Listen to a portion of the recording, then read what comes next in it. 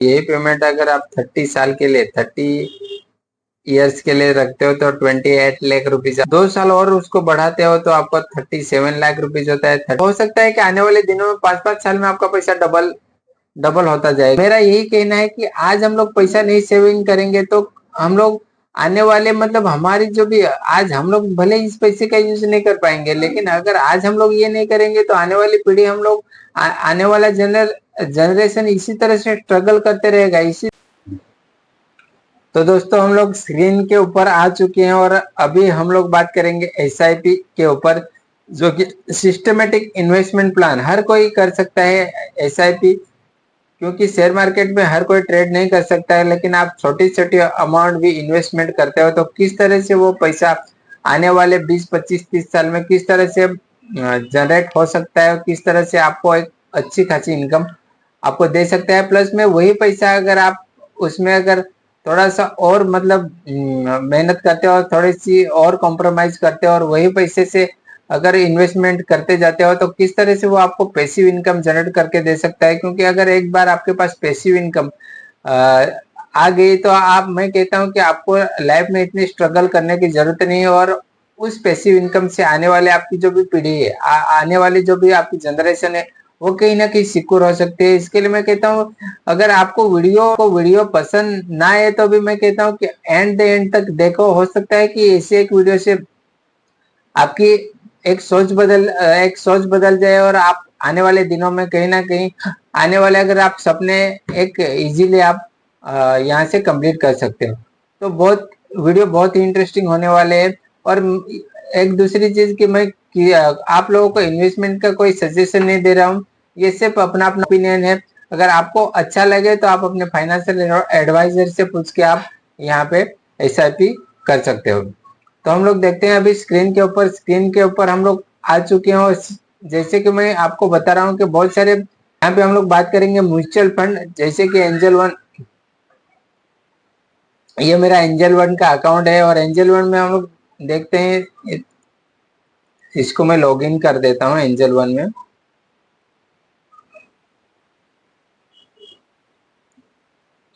तो यहाँ पे हम लोग एंजल वन में लॉगिन हो चुके हैं और यहाँ पे हम लोग बात करेंगे एसआईपी सिस्टमेटिक इन्वेस्टमेंट प्लान के ऊपर। तो इसमें हम लोग देखेंगे म्यूचुअल फंड, राइट। ये हमारा एक ये म्यूचुअल फंड के ऊपर आज हम लोग बात करेंगे। म्यूचुअल फंड में हम लोग एसआईपी किस तरह से कर सकते हैं, क्योंकि म्यूचुअल फंड में आप एक म्यूचुअल फंड में आप इन्वेस्टमेंट करते हो, थोड़ा थोड़ा भी इन्वेस्टमेंट करते हो तो वहां पे आपको सिर्फ इन्वेस्टमेंट करते जाना है और हर महीने की जो भी आपको समझो पेमेंट होता है, तो पेमेंट होता है उसके 2-4 दिन के बाद की अगर डेट देते हो तो ऑटो डेबिट से आपको हर महीने अकाउंट से पैसा यहाँ पे कटता रहेगा। तो वो भी सिस्टम है, मतलब आप बार बार स्क्रीन खोल के देखने की जरूरत नहीं पड़ेगी। आने वाले दिनों में आप धीरे धीरे करके ऑटो डेबिट से आपका पैसा इन्वेस्टमेंट होता रहेगा और वो पैसा आपको धीरे धीरे करके आपका पैसा बढ़ता रहेगा।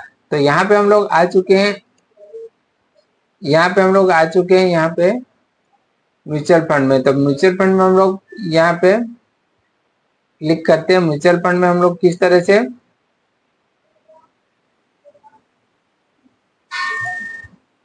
म्यूचुअल फंड में हम लोग बहुत सारे हमारे पास एसआईपी के प्लान है बहुत सारे, जैसे कि यहाँ पे जैसे कि हम लोग देख रहे हैं कि आदित्य बिरला सन लाइफ पीएसयू इक्विटी फंड है, एसबीआई कॉन्ट्रा फंड है, बहुत सारे फंड है और बहुत बढ़िया बढ़िया Motilal Oswal mid cap fund है।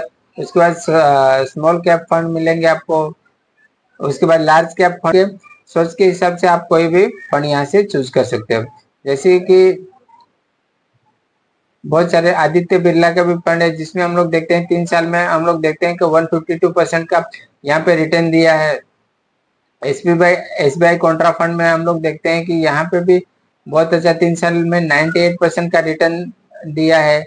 Motilal Oswal mid cap fund में हम लोग 146% का रिटर्न दिया है। एचडीएफसी का जो फंड है HDFC mid cap opportunity fund, इसमें 108% का हम लोग को रिटर्न दिया है। तो बहुत अच्छे अच्छे फंड हम लोग दे सकते हैं। एसआईपी हम लोग को खास करके देखना क्या होगा कि जैसे कि हम लोग एसआईपी में कोई भी फंड लेते हैं, जैसे कि मैं आपको बता रहा हूँ यहाँ पे एक अच्छा सा फंड, जैसे कि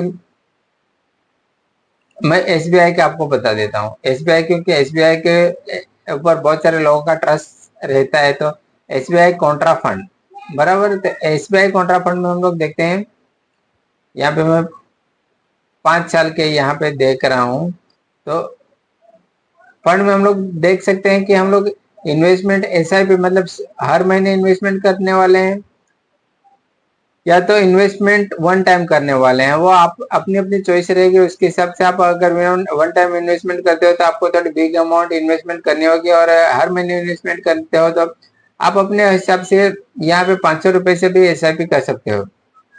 जो भी आप पीरियड रखोगे, 20 साल, 25 ईयर, 30 ईयर के लिए आप अपने अपने हिसाब से यहाँ पे इन्वेस्टमेंट कर सकते हो। तो जैसे कि हम लोग इस प्लान में देखते हैं, ये एसबीआई कॉन्ट्रा फंड में हम लोग देख रहे हैं, यहाँ पे जो 3 साल का रिटर्न है 30.81%।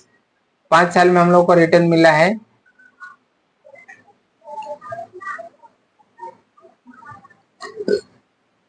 3 साल में 25% का हम लोग को रिटर्न मिला है, मतलब बहुत अच्छा रिटर्न है। अगर 500 रुपया भी इन्वेस्टमेंट करते हो तो भी आप लोगों का एक, मतलब 30% का 25% का रिटर्न, मतलब बहुत अच्छा रिटर्न आप जनरेट कर सकते हो। इस फंड में आपको खास करके देखना क्या है, देखना क्या होगा, तो जैसे कि हम लोग फंड में जाते हैं और फंड में हम लोग देख रहे हैं कि यहाँ पे लॉकिंग पीरियड आपको खास करके देखना होगा। लॉकिंग पीरियड, ये एसआईपी लॉकिंग पीरियड मतलब जिस पीरियड के लिए आप यहाँ पे पैसा पेमेंट पे करते हो, तो वो उस पीरियड के पहले अगर आपने पैसा अगर विड्रॉल किया तो उसके ऊपर, मतलब लॉकिंग पीरियड यहाँ पे नील है, मतलब उसके ऊपर कोई चार्ज नहीं लगेगा। आप आपके जो भी पीरियड है उससे पहले भी आप यहाँ से पैसा अगर निकालते हो तो आपको कोई चार्ज नहीं लगेगा।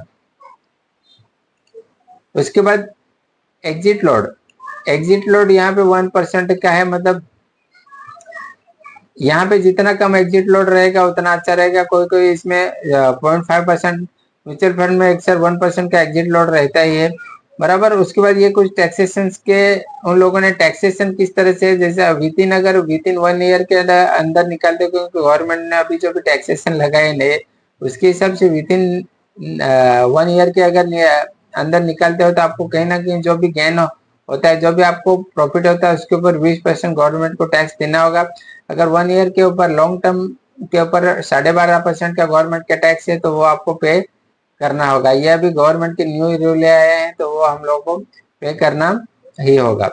तो ये कुछ खास पॉइंट मैंने आपको बता दिए है, और बहुत सारे यहाँ पे हम लोग चीजें देखते हैं, लेकिन खास करके ये देखना होगा। उसके बाद हम लोग दूसरी चीज में आपको यहाँ पे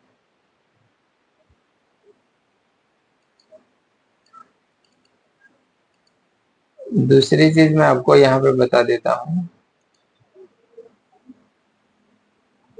उसके बाद फंड मैनेजर जिस तरह से इसका फंड मैनेजर का, एसबीआई कॉन्ट्रा का जो भी फंड है, ये एसबीआई कॉन्ट्रा फंड, इसका फंड मैनेजर कौन है? फंड मैनेजर जैसे कि दिनेश दिनेश बालचंद्रा चंद्रन, ये इसको लगभग 6 ईयर से यहाँ पे मई 2018 से यहाँ पे एसबीआई कॉन्ट्रा को मैनेजमेंट कर रहा है। 6 ईयर से यहाँ पे काम कर रहा है, राइट। ये इसका फंड मैनेजर है, और यहाँ पे कहाँ कहाँ पे ये हम लोग जो पैसा लगाते हैं वो किस तरह से पैसा कहाँ कहाँ लगाया जाता है। जैसे कि हम लोग देख रहे हैं बैंक में 16%, 16 मतलब 16.5% जैसा यहाँ पे बैंकिंग में वो पैसा लगाया जाता है। उसके बाद डिबेट अदर्स में 7.28% है। आईटी सॉफ्टवेयर में लगभग 6.5% का है। उसके बाद फार्मा सिकल बायोटेक्नोलॉजी में लगभग 6.6% है। टीबी बिल्स में इस तरह से, टीबी बिल्स में पेट्रोलियम प्रोडक्ट में 4% है। ऑटोमोबाइल्स में 3.85% है। गैस में लगभग 3.83% है। मतलब इस तरह से ये पैसा, मतलब एक ही जगह पे इन्वेस्टमेंट नहीं होता है, इस तरह से बहुत जगह पे इन्वेस्टमेंट ये कर रहा है। क्योंकि कोई सेक्टर अगर हम लोग को प्रॉफिट नहीं देता है तो भी कोई ना कोई सेक्टर हम लोगों को यहाँ पे पैसा जनरेट करके दे सकता है। तो ये देखना बहुत जरूरी है। उसके बाद मैं आपको इंटरेस्टिंग टॉपिक दिखाता हूँ कि म्यूचुअल फंड में मैं आपको कैलकुलेटर के ऊपर एसआईपी का जो भी कैलकुलेटर है, कैलकुलेटर में आपको पैसा किस तरह से पैसा हम लोग लोन लॉन्ग जनरेशन के लिए किस तरह से पैसा मतलब एक बिग अमाउंट जनरेट कर सकते हैं। मैं कहता हूँ कि आज की तारीख में हर कोई 8 से 10 हजार रुपये पेमेंट लेता ही लेता है। तो मुझे लगता है कि अगर आप अगर 8 से 10 हजार पेमेंट लेते हो तो आप जो भी पैसा कमाते हो तो उसमें से कम आपको 10% आपको बचाना होगा भविष्य के लिए। क्योंकि 10% मतलब आपको 10 हजार रुपये, 10 हजार रुपये अगर आप महीने का पेमेंट लेते हो तो कहीं ना कहीं इसमें से 1000 रुपीज भी आप एक सेविंग के रूप में अगर बचाते हो तो वो कहीं ना कहीं लॉन्ग जनरेशन के लिए थोड़ा थोड़ा पैसा आप जो सेव करते हो वो लॉन्ग जनरेशन के लिए अगर आप इन्वेस्टमेंट करते हो तो कहीं ना कहीं आने वाले दिनों में वही पैसा आपको एक बहुत बड़ा अमाउंट आपको जनरेट करके दे सकता है। क्योंकि आप बिलीव नहीं कर सकते हो इतना पैसा यहाँ से आपको जनरेट होते हुए दिख सकता है। क्योंकि शेयर मार्केट में आपने बहुत सारे लोगों की स्टोरी सुने होंगे। क्योंकि इससे पहले किसी ने समझो आज से 15 साल, 20 साल, 25 साल पहले किसी ने 1 लाख लगा के छोड़ दिया, किसी ने 10 लाख लगा के, 10 हजार लगा के छोड़ दिया, किसी ने 50 हजार लगा के छोड़ दिया। तो उन लोगों को कहीं ना कहीं आपने सुना होगा कि लाख या तो करोड़ों रुपए में उन लोगों का पास आज पैसा है। मतलब शेयर मार्केट एक ऐसा जरिया है कि यहाँ से आप थोड़ा थोड़ा पैसा इन्वेस्टमेंट करते हो तो वो आने वाले दिनों में बहुत बड़ा कंपाउंडिंग मतलब कंपाउंडिंग इनकम आपको जनरेट करके दे सकता है। हो सकता है ये पैसा आने वाले दिनों में आपको पैसिव इनकम क्रिएट करके दे सकता है।